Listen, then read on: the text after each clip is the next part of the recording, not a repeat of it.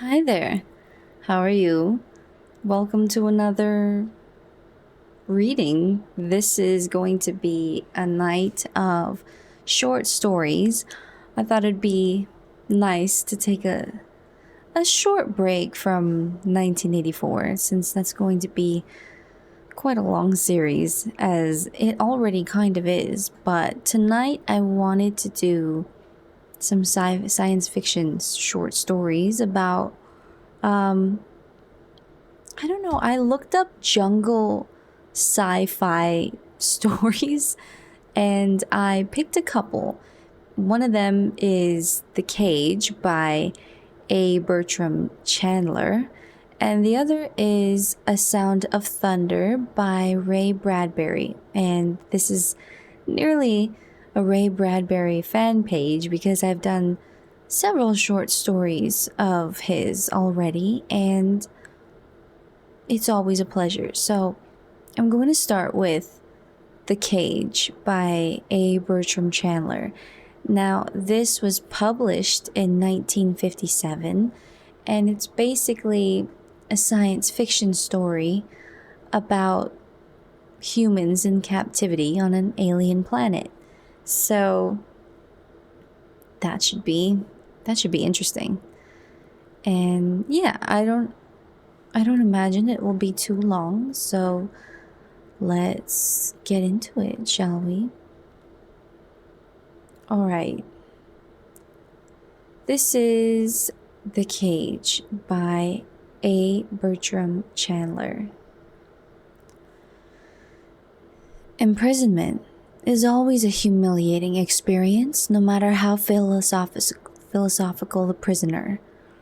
Imprisonment by one's own kind is bad enough, but one can, at least, talk to one's captors. One can make one's wants understood. One can, on occasion, appeal to them man to man. Imprisonment is doubly humiliating when one's captors, in all honesty, treat one as a lower animal. The party from the survey ship could, perhaps, be excused for failing to recognize the survivors from the interstellar liner Lodestar as rational beings. At least 200 days had passed since their landing on the planet without a name, an unintentional landing made when Lodestar's air and half generators, driven far in excess of their normal capacity by a breakdown of the electronic regulator, had flung her far from the regular shipping lanes to an unexplored region of space. Lodestar had landed safely enough, but shortly thereafter, troubles never come singly, her pile had got out of control, and her captain had ordered his first mate to evacuate the passengers and those crew members not needed to cope with the emergency, and to get them as far from the ship as possible. Hawkins and his charges were well clear when there was a flare of released energy, not very violent explosion. The survivors wanted to turn to watch, but Hawkins drove them on with curses and, at times, blows. Luckily, they were upwind from the ship and so escaped the fallout. When the fireworks seemed to be over, Hawkins, accompanied by Dr. Boyle, the ship's surgeon, returned to the scene of the disaster. The two men, wary of radioactivity, were cautious and stayed a safe distance from the shallow, still smoking crater that marked where the ship had been. It was all too obvious to them that the captain, together with his officers and technicians, was now no more than an infinitesimal part of the incandescent cloud that had mushroomed up into the low overcast. Thereafter, the 50-odd men and women, the survivors of Lodestar, had degenerated. It hadn't been a fast process. Hawkins and Boyle, aided by a committee of the more responsible passengers, had fought a stout rearguard action, but it had been a hopeless sort of fight. The climate was against them, for a start. Hot it was, always in the neighborhood of 85 degrees Fahrenheit, and it was wet, a thin, warm drizzle falling all the time. The air seemed to be abound with the spores of fungi. Luckily, these did not attack living skin, but throve on dead organic matter, on clothing. They throve to an only slightly lesser degree on metals and on the synthetic fabrics that many of the castaways wore. Danger, outside danger, would have helped to maintain morale, but there were no dangerous animals. There were only little smooth-skinned things, not unlike frogs, that hopped through the sodden undergrowth. And, in the numerous rivers, fish-like creatures ranging in size from the shark to the tadpole, and all of them possessing the bellicosity of the latter. Food had been no problem after the first few hungry hours. Volunteers had tried a large, succulent fungus growing on the boles of the huge fern-like trees. They had pronounced it good. After a lapse of 5 hours, they had neither died nor even complained of abdominal pains. That fungus was to become the staple diet of the castaways. In the weeks that followed, other fungi had been found, and berries and roots, all of them edible. They provided a welcome variety. Fire, in spite of the all-pervading heat, was the blessing most missed by the castaways. With it, they could have supplemented their diet by catching and cooking the little frog things of the rainforest, the fishes of the streams. Some of the hardier spirits did eat animals raw, but they were frowned upon by most of the other members of the community. 2, fire would have helped to drive back the darkness of the long nights, would, by its real warmth and light, have dispelled the illusion of cold produced by the ceaseless dripping of water from every leaf and frond. When they fled from the ship, most of the survivors had possessed pocket lighters, but the lighters had been lost when the pockets, together with the clothing surrounding them, had disintegrated. In any case, all attempts to start a fire in the days when there were still pocket lighters had failed. There was not, Hawkins swore, a single dry spot on the whole accursed planet. Now, the making of fire was quite impossible. Even if there had been present an expert on the rubbing together of 2 dry sticks, he could have found no material with which to work. They made their permanent settlement on the crest of a low hill. There were, as far as they could discover, no mountains. It was less thickly wooded there than the surrounding plains, and the ground was less marshy underfoot. They succeeded in wrenching fronds from the fern-like trees and built for themselves crude shelters, more for the sake of privacy than for any comfort they afforded. They clung, with certain desperation, to the governmental forms of the worlds that they had left, and elected themselves a council. Boyle,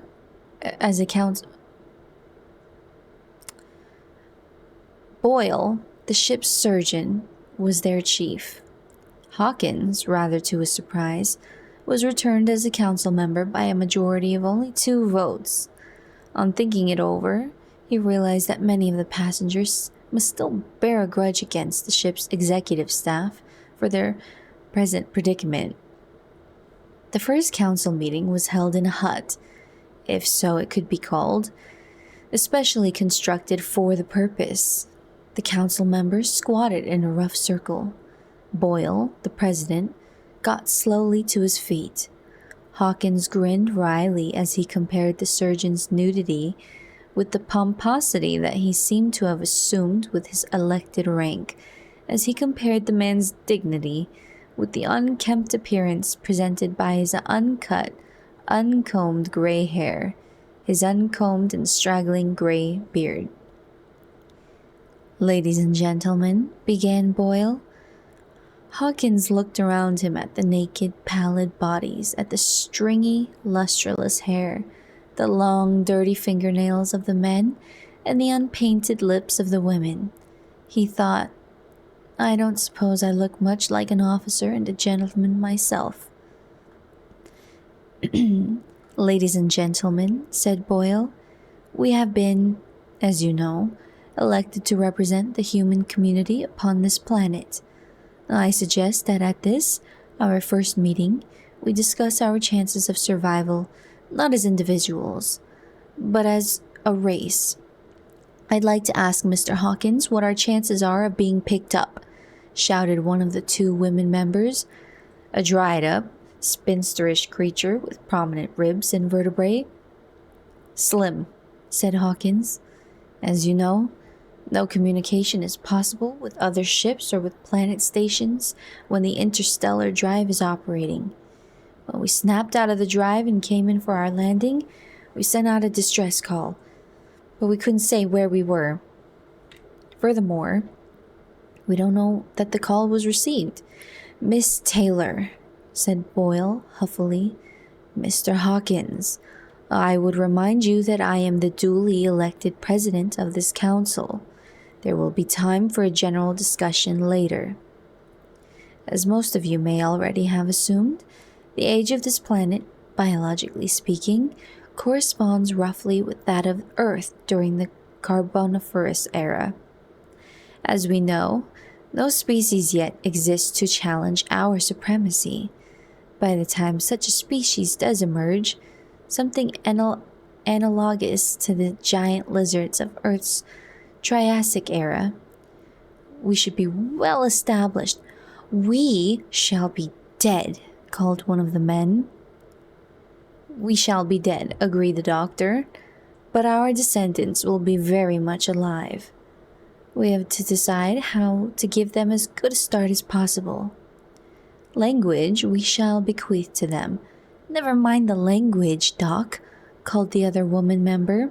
She was a small blonde, slim, with a hard face. It's just this question of descendants that I'm here to look after. I represent the women of childbearing age. There are, as you must know, 15 of us here. So far, the girls have been very, very careful. We have reason to be. Can you, as a medical man, guarantee, bearing in mind that you have no drugs, no instruments, safe deliveries? Can you guarantee that our children will have a good chance of survival? Boyle dropped his pomposity like a worn-out garment. I'll be frank, he said. I have not, as you, Miss Hart, have pointed out, either drugs or instruments. But I can assure you, Miss Hart, that your chances of a safe delivery are far better than they would have been on Earth during, say, the 18th century. And I'll tell you why. On this planet, so far as we know, and we've been here long enough to find out the hard way, there exist no microorganisms harmful to man. Did such organisms exist, the bodies of those of us still surviving would be, by this time, mere masses of suppuration. Most of us, of course, would have died of septicemia long ago. And that, I think, answers both of your questions. I haven't finished yet, she said. Here's another point. There are 53 of us here, men and women. There are 10 married couples, so we'll count them out. That leaves 33 people, of whom 20 are men. 20 men to 13. Aren't we girls always unlucky? Women. All of us aren't young, but we're all of us women. What sort of marriage setup do we have? Monogamy? Polyandry? Monogamy, of course, said a tall, thin man sharply. He was the only one of those present who wore clothing, if it could be called that. The disintegrating fronds lashed around his waist with a strand of vine did little to serve any useful purpose. All right then, said the girl. Monogamy. I'd rather prefer it that way myself. But I warn you that if that's the way we play it, there's going to be trouble. And in any murder involving passion and jealousy, the woman is as liable to be a victim as either of the men. And I don't want that. What do you propose then, Miss Hart? Asked Boyle. Just this, Doc. When it comes to our mating, we leave love out of it. If two men want to marry the same woman, then let them fight it out. The best man gets the girl and keeps her. Natural selection, murmured the surgeon.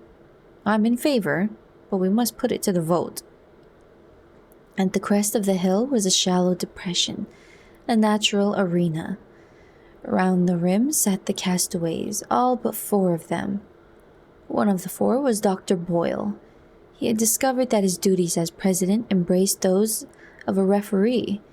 It had been held that he was best competent to judge when one of the contestants was liable to suffer permanent damage.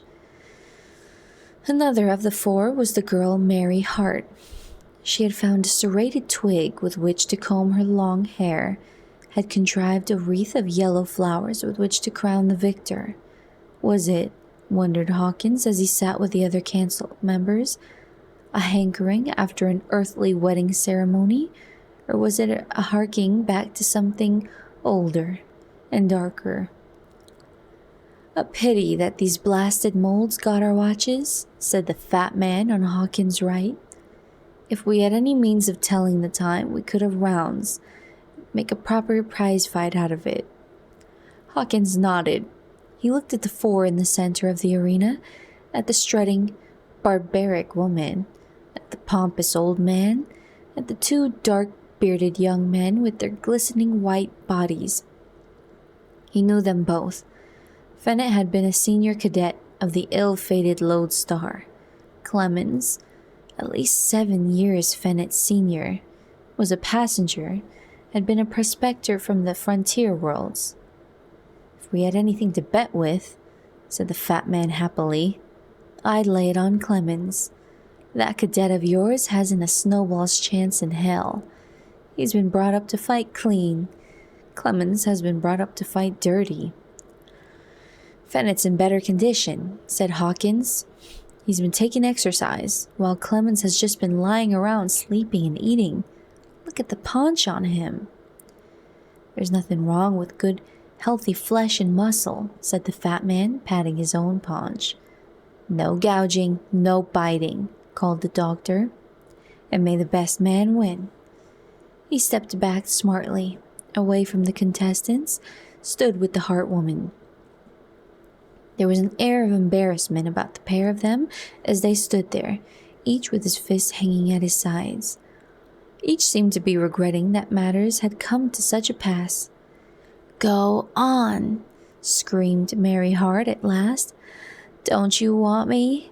You'll live to a ripe old age here, and it'll be lonely with no woman. They can always wait around until your daughters grow up, Mary, shouted one of her friends. If I ever have any daughters, she called. I shan't at this rate. Go on, shouted the crowd. Go on. Fennett made a start.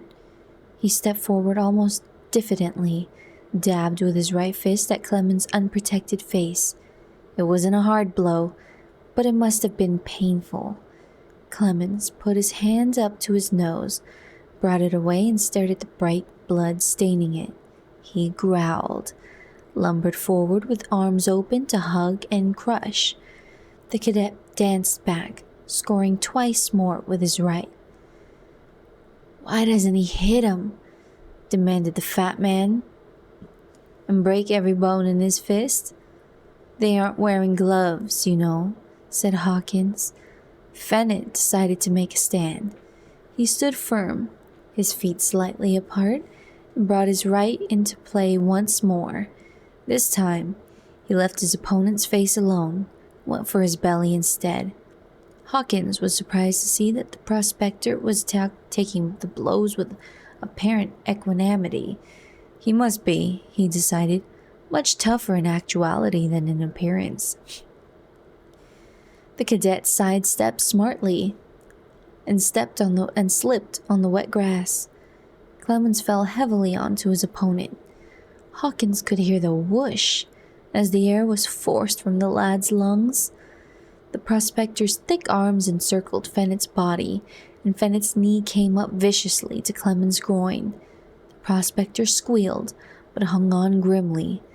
One of his hands was around Fennett's throat now, and the other one, its fingers viciously hooked, was clawing for the cadet's eyes. "No gouging!" Boyle was screaming. "No gouging!" He dropped down to his knees, caught Clemens' wrists with both hands. Something made Hawkins look up. It may have been a sound, although this is doubtful. The spectators were behaving like boxing fans at a prize fight. They could hardly be blamed. This was the first piece of real excitement that had come their way since the loss of the ship. It may have been a sound that made Hawkins look up. It may have been the sixth sense possessed by all good spacemen. What he saw made him cry out. Hovering above the arena was a helicopter.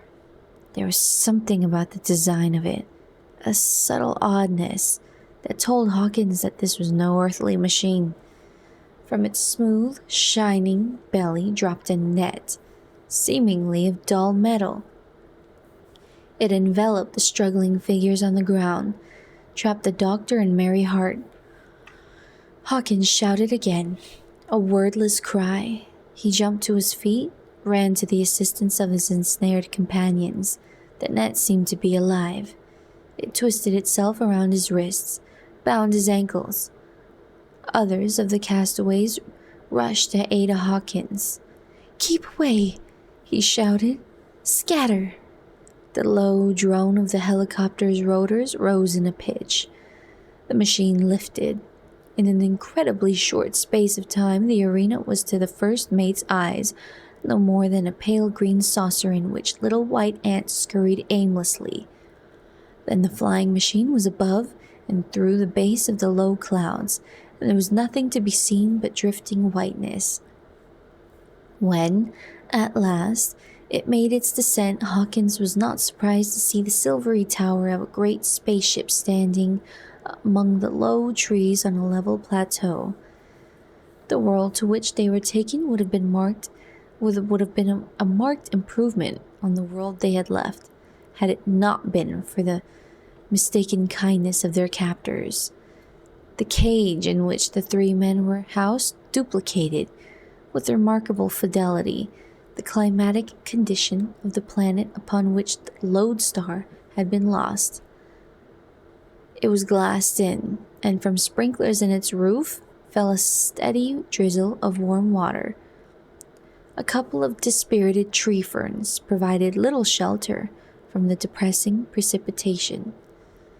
Twice a day, a hatch at the back of the cage, which was made of a sort of concrete, opened, and slabs of fungus remarkably similar to that on which they had been subsisting were thrown in.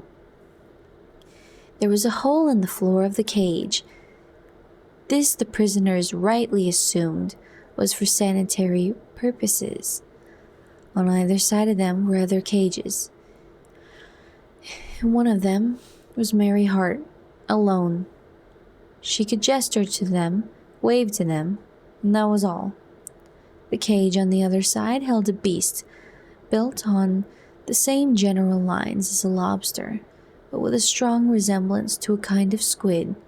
Across the broad roadway they could see the other cages, but not what they housed. Hawkins, Boyle, and Fennett sat on the damp floor and started through the thick glass and the bars at the beings outside who stared at them.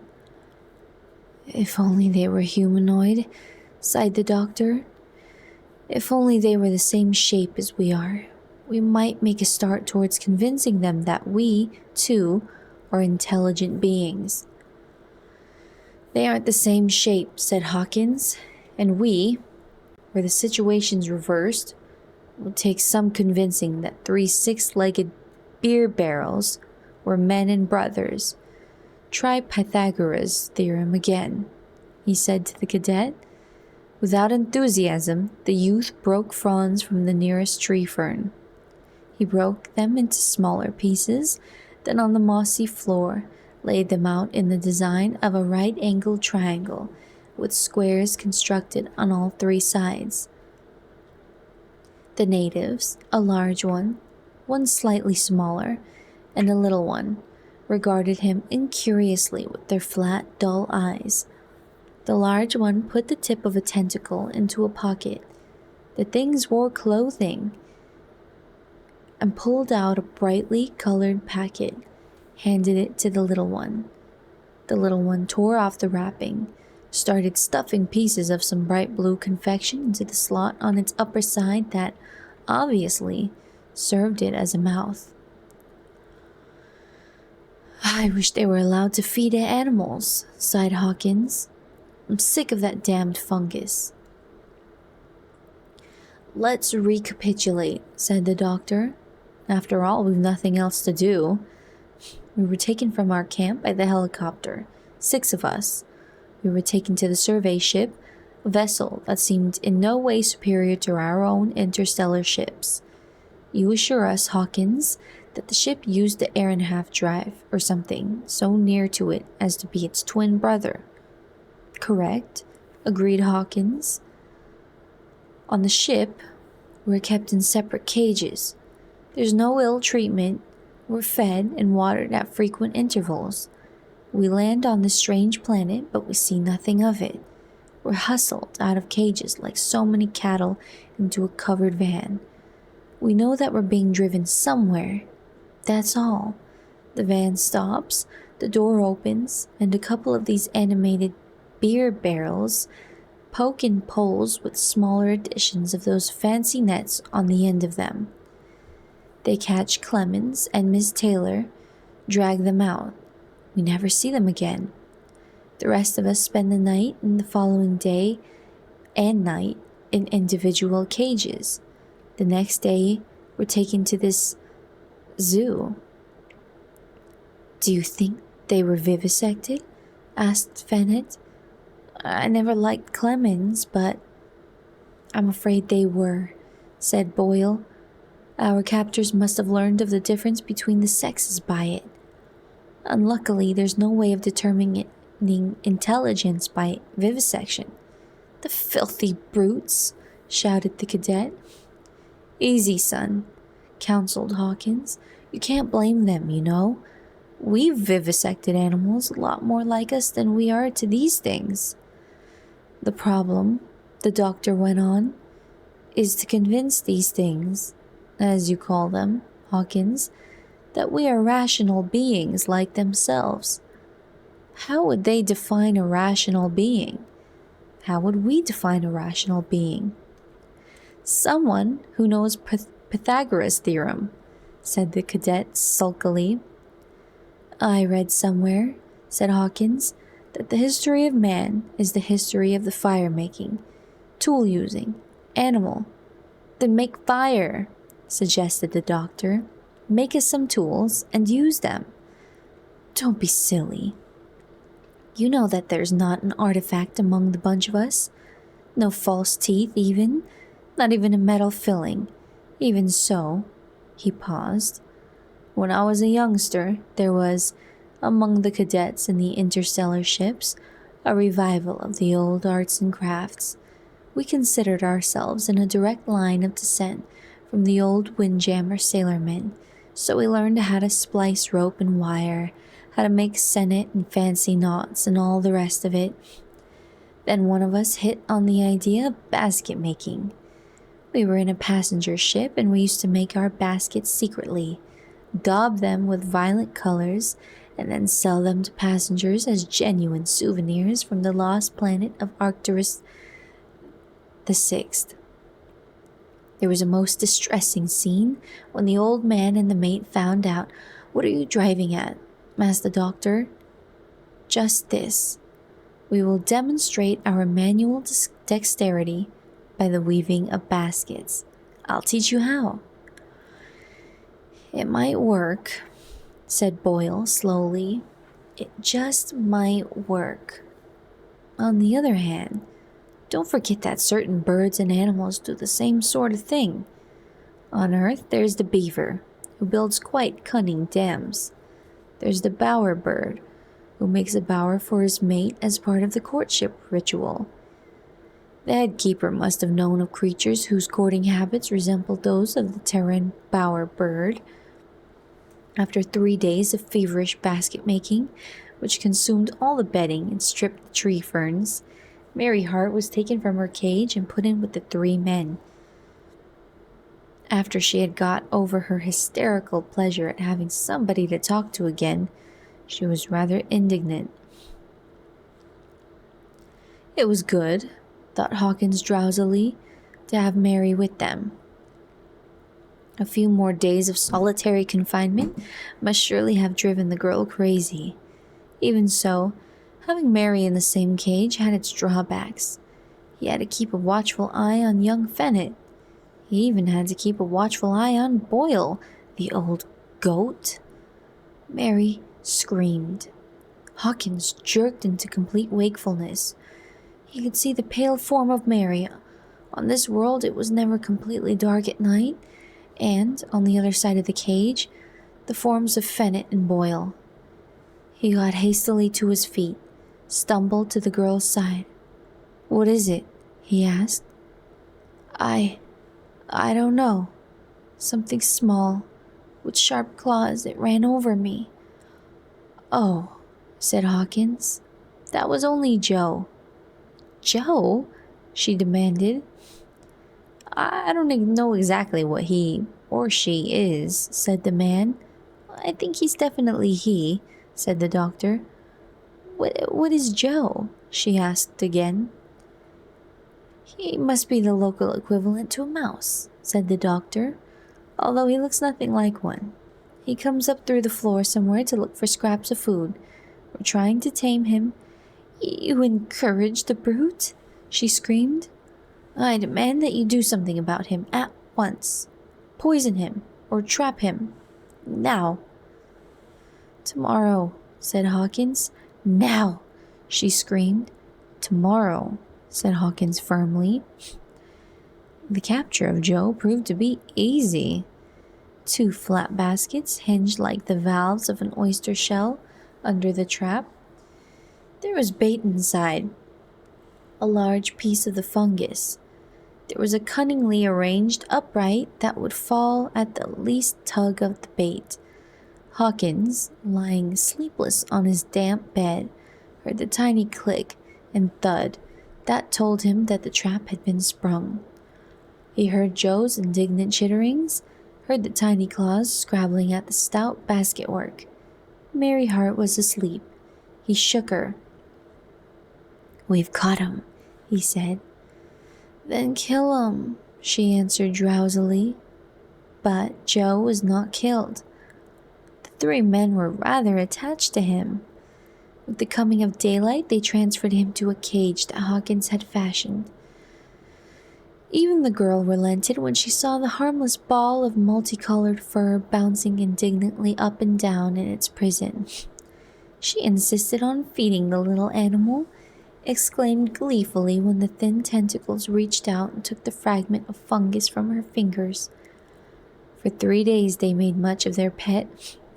On the 4th day, beings whom they took to be keepers entered the cage with their nets, immobilized the occupants, and carried off Joe and Hawkins. "I'm afraid it's hopeless," Boyle said. "He's gone the same way. They'll have him stuffed and mounted in some museum," said Fennett glumly. "No," said the girl. "They couldn't." "They could," said the doctor. Abruptly, the hatch at the back of the cage opened. Before the 3 humans could retreat, a voice called, "It's all right. Come on out."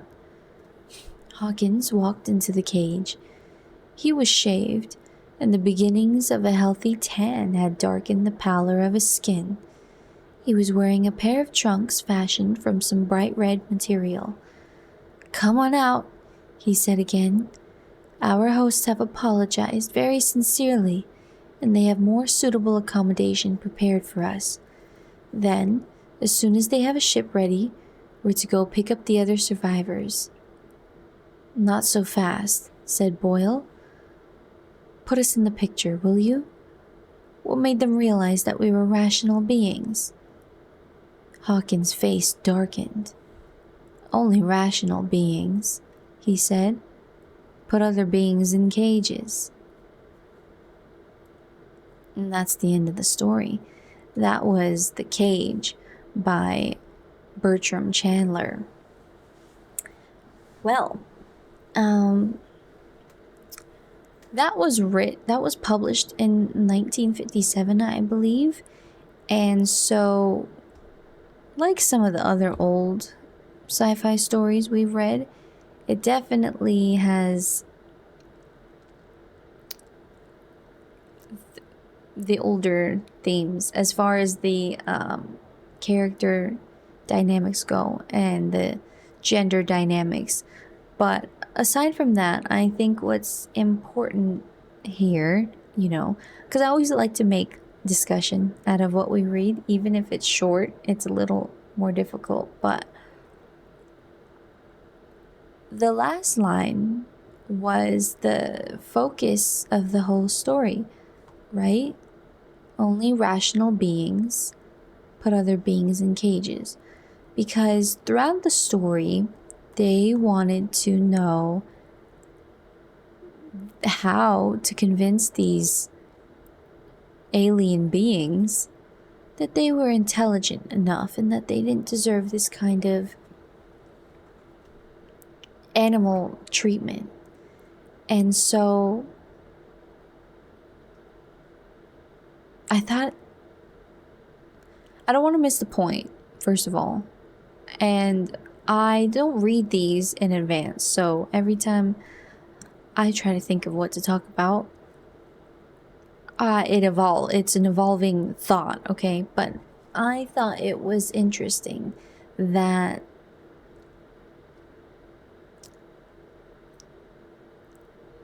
humans generally have a sense of superiority. And that's how we're able to do such cruel things to lower beings, lower species on our planet. And in this example, the tables were kind of turned because we were the ones in captivity, and the aliens were clearly kind of cruel, but they were a reflection of what we're like with inferior animals. And the last line of "only rational beings put other beings in cages" is ironic, first of all, if that is the right term, because the entire time the humans are unhappy with their inhumane, animalistic treatment by the aliens. And these beings that they want to convince that they are also intelligent and rational, they act just as animalistic as the inferior beings. I swear I have a thought. It's difficult to verbalize. But another moral of the story is that I don't know if anybody sat through the whole thing, but I didn't feel that bad for the humans, even though that they were in captivity, because they did come to this planet for the purpose was it for the purpose of conquest? Because if it was, then yeah, it was an understandable humiliating experience for them, because what can you expect? You're